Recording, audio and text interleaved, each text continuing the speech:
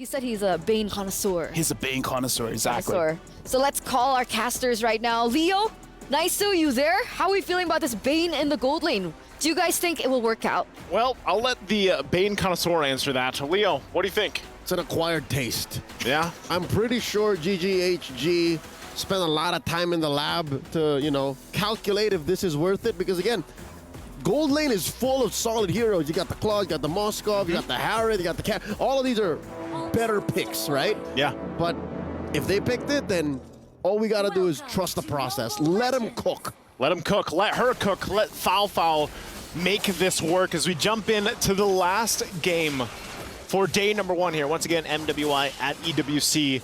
And Team Vitality on a roll so far. You know, this was expected for the Queens of MLBB, undefeated literally for years at this point since, what, 2021. That's right. Now this lineup from GGHD, I think it is interesting. And like Eterna said, you know, now it's become DOD. It's DOD, right? It's at this point, it's a day of debuts.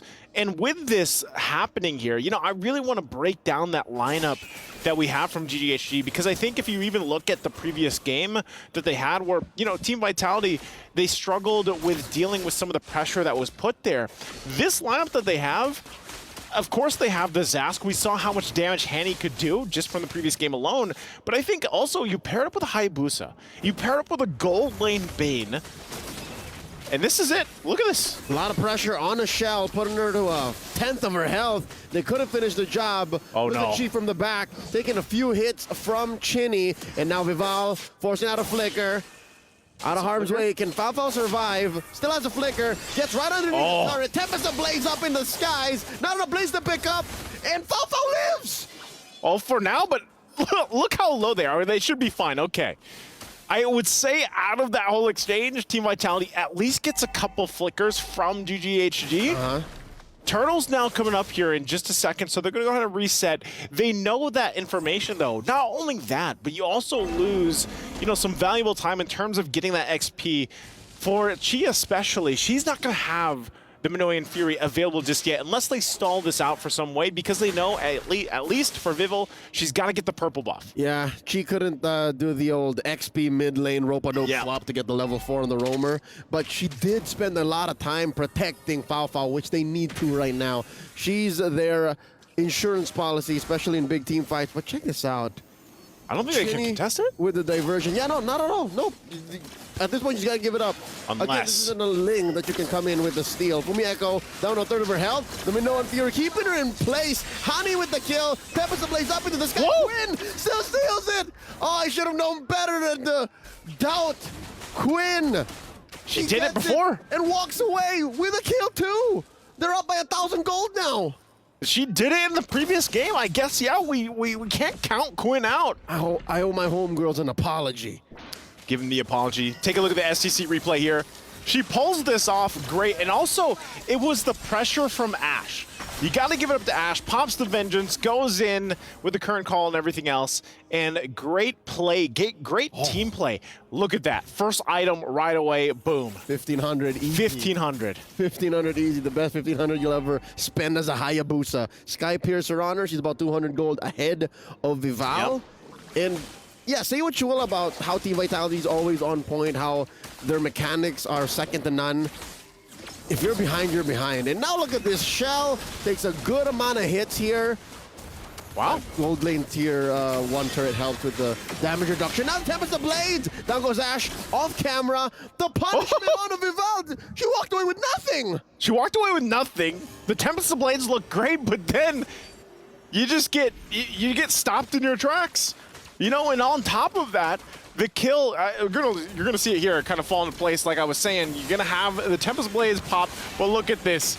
Boom, the damage. Gold lane Bane comes through, gets a kill. Fafa's been dealing with a lot of pressure early on, so I'm sure that feels good to finally get that kill there. But also there was a trade, right? Team Vitality also did pick something up. They're still gonna, okay. The attack speed boots. Yeah, attack speed boots. On the Bane? She's leaning into those passive hits. And she's got War Axe early on as well. That's the usual. That's the usual, right? That's what you were talking about previous games. That's your bread and butter. So what's next? You could go Hunter Strike. Go Hunter Strike. Go Endless Battle. Again, that's what makes Bane such a great hero to like main, is because there's so many flavors of it. So many flavors, different build paths we've seen. You could go Magic Bane if you like. That's true. I haven't seen it yet, but I play a good amount of it on ranked. Was that the old Vanix build? Was that right? Yeah. I think so, yeah. See it for a bit, yes. Yeah. So Turtles up again here. Team Vitality going to go ahead and take control of this area, but once again, they have to be kind of cautious on how they approach this. Wow, Vival's actually quite low, so she actually might not be in a position to give this one a go just yet. And a flicker comes out early on from Chinny, so here we go. Control for GGHG. In comes the big cow. The Minoan Fury coming through. Chi putting them all in harm's way. Quinn secures the turtle. Fumieko down from Hani. Now Chi finally taken out here by Chell and forcing out a defensive Tempest of Blades. I'd call it a wash. If anything, GGHG walking away with a victory there by a small margin. Small margin. Same with the gold lead that they have at this point. For Team Vitality, it looks like they're going to just go ahead and default to, we got to make the macro plays from here, deal with that. Because, again, when we're talking about this lineup from Team Vitality, take a look at the replay. This Blazing Duet played a big part in allowing them to at least get something. But still, even from GGHG, able to secure the objective, able to utilize the damage coming out from this Zask pick, it keeps Team Vitality kind of hesitant in the fact of, should we full send this or not? Yeah. Oh, Quinn. She's caught out. She's out. I don't know if she has any shadows, or even if she did, she would get caught out, given that this is a Carmilla. We haven't really talked much about Vivian. This is a far cry from her performance on the Tigreal. It's different. It takes time for her to do what she was doing with the Tigreal. So this might be putting Team Vitality slightly off tempo. Off tempo, but I'm wondering how. Oh, hold on. Okay. Deadly catch, forcing away 3 members of Team Vitality. All right, Fafo's gonna have to heal up here, top up via the motivation roar off of Chi. And something to consider here, between Ale and Chi's motivation roar, that's a lot of sustain off of just 2 heroes. Definitely. I mean, it's almost Estes-like. Yes. Estes-esque. Estes-esque. But at this point, you play around with the fact that, I mean, even Bane alone, like you mentioned, the Ale, to be able to just heal and kind of sustain in that lane is good. Up to what point, though? There's the Cursed Blood. Here we go. There's the big Minoan Fury one more time. Fumieko into the air. Didn't even get to pull out her final slash. And, the damage off of Hani. Pushing back 2 members of Team Vitality almost single-handedly. And now, Quinn down. No retry. I repeat, no retry. Purple still being secured here by Vival. And I think this is enough to disperse GGHG. Yeah, but actually look at this. GGHG is still just, they actually played up front a little bit. But, okay, so I think Turtle's going to go in the hands of Team Vitality now. So they finally get one of the 3.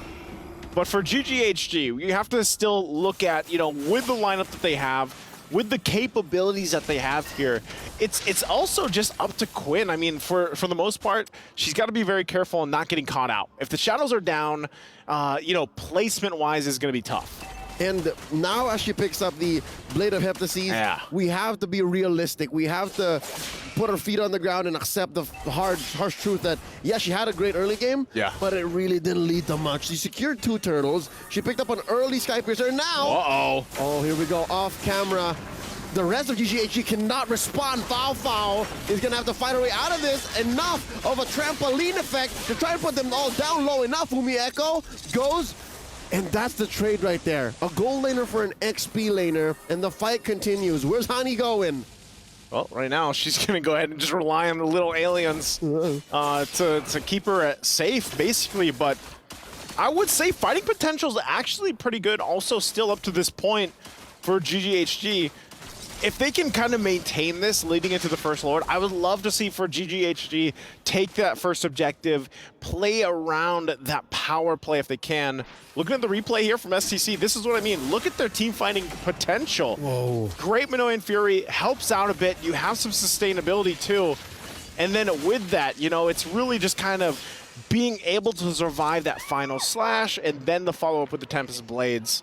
So, great I feel like they feel good about that They're team fight. having fun. Yeah. But Chi, though, is on point. Looking at her stat line, 0, 1, and 5. She's been there for 100% of all the engages and all of the team fight wins, or at least kills for GGHG so far in this 10-minute bout.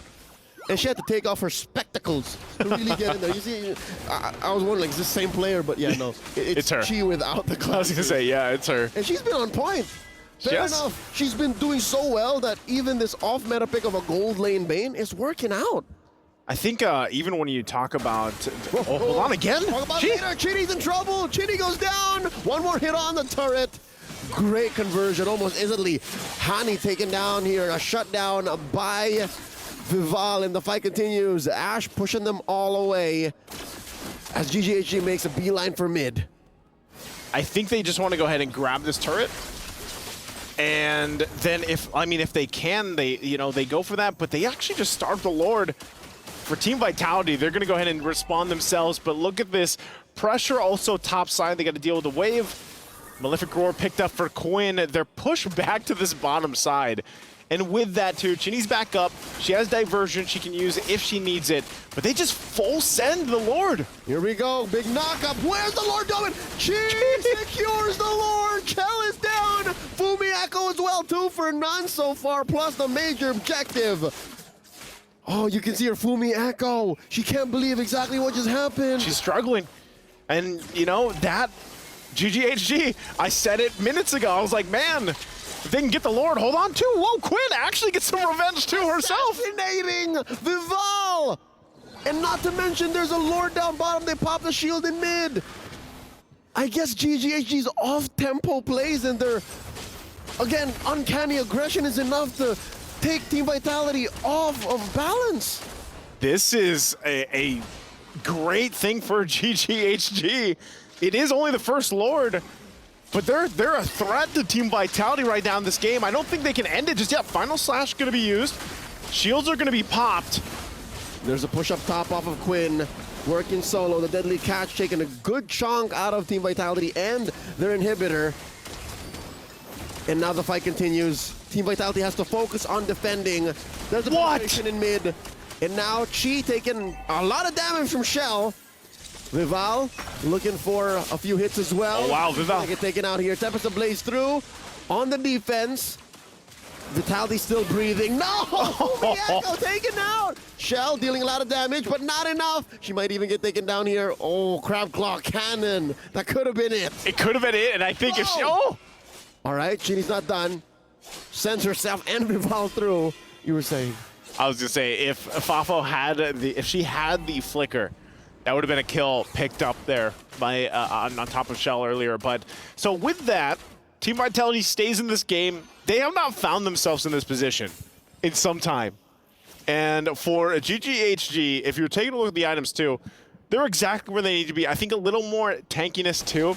Interesting, is that actually going to be a Sky Piercer, possibly the last item? I'm not sure if Fafa's going that way. She's got the Endless Battle Malefic Roar now.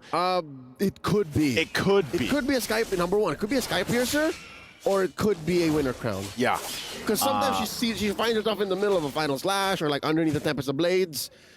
Yeah, as a Bane, those are the two options. Greedy, Sky Piercer. Greedy, yeah. I actually get in there a little longer, Winter Crown. Yeah, because you have Quinn, maybe it's not necessary to have it. Just get the Winter's Crown, a little more defense. Because I was going to go ahead and say, for the most part too, for Chi, like you have this Minoan Fury, you have that setup potential. But if you can buy a little more time with a Winter's Crown, then you allow, again, to play around the fact that you have Zask. Hani, she's been on point, even in the previous game so far. So now with this, you can kind of control this Lord Pit a little bit better, right? You can set things up. Deadliest Catch Minoan Fury is so deadly against the lineup from Team Vitality. It's the bouncy house combo. It's the bouncy house. It's the deadly bouncy house. It's dangerous. Yeah. It was not approved by the safety board. Yeah. Between an octopus man and a octopus man Minotaur. Oh no! Take it out. Forcing out the ult. Jungler battle. The anime battle, almost off camera. You see it now. Still, Vival gets taken down by Hani. Nothing comes for free, not by GGHG. Hey, both junglers down, so you might as well. I feel like both teams are just like, you know what? Fight it out. Oh, Vivian walking away. Really haven't felt much from the queen of tank, the mother of tanks here. The mother of tanks, but I mean, in the essence, like she has it. It's just not the same as Tigreal because like that's what we've seen. But is that fair? Should we expect for it to do Tigreal things? No, we shouldn't. You know, you do the Curse of Blood things. There's the winner's crown. Yeah, for Fao. So we got our answer for that. Yeah. Need to be a little defensive. You're putting people through something as dangerous as the bouncy house. Yeah. Keep yourself safe. Keep yourself safe. A hard hat. It's a frozen hat. It's a winner crown. It's a winner's crown, right? So again, Lord's going to be started up here. I think both junglers, you really have to be kind of on point with the placements here. You can see them both kind of get in position. Chi coming in, committing a flicker with the Minoan Fury, and that's an immortality popped onto Vivian. Can she find the ult? Can she find the stuns? Ooh. There we go, dashing through, Ash down. Here comes Shell. Vival coming through, Shell, but she gets to the blazing duet from the back line. 3 for 1, the current trade. It's a losing battle. Oh. Goes Chinny. Quinn taken up by Chell. It's just Chell versus the world. 3v1, and they're making a beeline into the base. And all the waves are going to be pushing in. Shell is not going to be able to hold this off. And there's the deadly catch. Nothing comes close to a Bane underneath a base. A